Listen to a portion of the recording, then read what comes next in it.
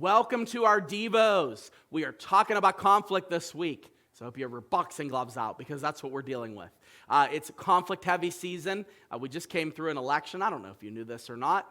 We were around the holidays. I don't know if you knew this or not. These are some considerations. So when we think about conflict, there's some considerations that we have to make sure that conflict does not consume us.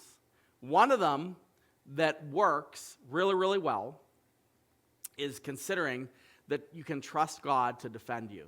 Trust God to defend you.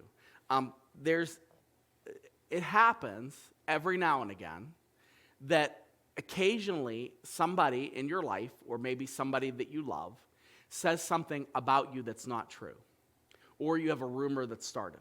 Or there's some sort of like rumbling about something that you're dealing with in your family, and you hear this. We have a family situation.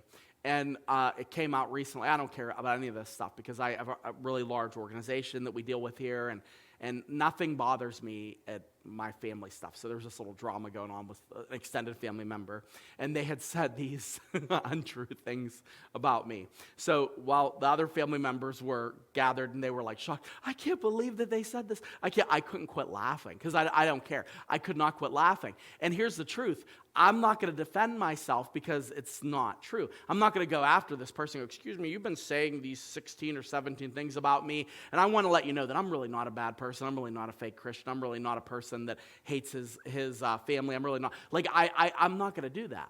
And the reason why I'm not going to do that is, number one, I don't have the kind of relationship with that person that merits a conflict. You should consider that. You should consider if somebody that is trying to engage in an adjacent conflict with you has the type of relationship in your life that merits you having a conflict with them. In most cases, it does not. So if you have somebody that's kind of like a coworker that's twice removed that started this rumor about you, or if you have somebody that's in your family that they have lost all credibility and they're talking bad about you, that's not worth a conflict, in my opinion. It's not worth it for you to put yourself in a situation where you're going to experience more drama as a result of this conflict. So what I do instead is I really tend to trust God to defend me. If there's any defense needed, a lot of times it's not needed because it's just frivolous. But if there's something where I didn't do anything wrong, and that is a whole other discussion, but you want to try to make sure you're not doing bad things. Like if you did a bad thing and somebody talks about you doing a bad thing, well, you shouldn't expect God to defend you. But when it comes to being unrighteously accused of something, or maybe somebody treats something a certain way, you have to trust that God's going to defend you.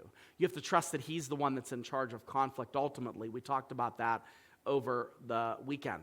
But it says in Exodus chapter 14, verse 14, the Lord will fight for you, and you have only to be silent. I love that. There's conflicts that people try to bring you into, and all you have to do is just say nothing. Nothing. That's it.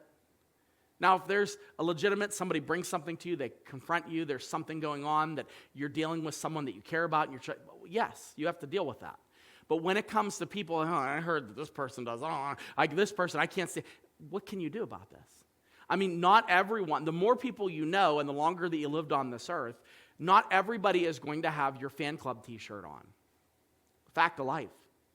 And what's worse is when we let people who have not built into us relationally enough determine the kind of mental well-being we have because of the way they're handling conflict. That to me is not a fair equation.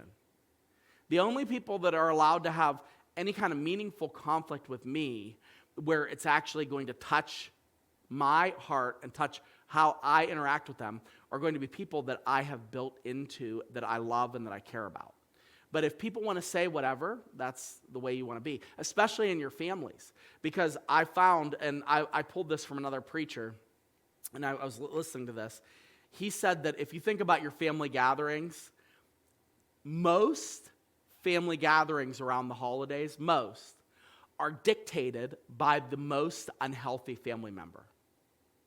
Let me say that again so you understand. The most unhealthy family member, the one that causes the most drama, they're usually the one that's controlling what happens in the family gatherings. Let me explain.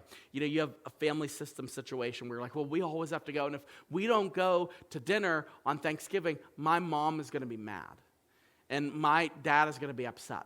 And my uncle, he cooks a meal every single Thanksgiving. And if we don't stop in by noon, he starts a problem. Well, I'm just letting you know, if your family relationship is so tenuous and fragile that it depends on you coming on this one day at this time for this meal, and if you miss it, it's over, that says something a lot more about that relationship than it does about the tradition.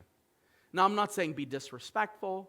I'm not saying that you want to ignore and not care about your family, but here's what I'm saying. I'm saying that relational conflict, that started way before Turkey Day. You know what I'm saying?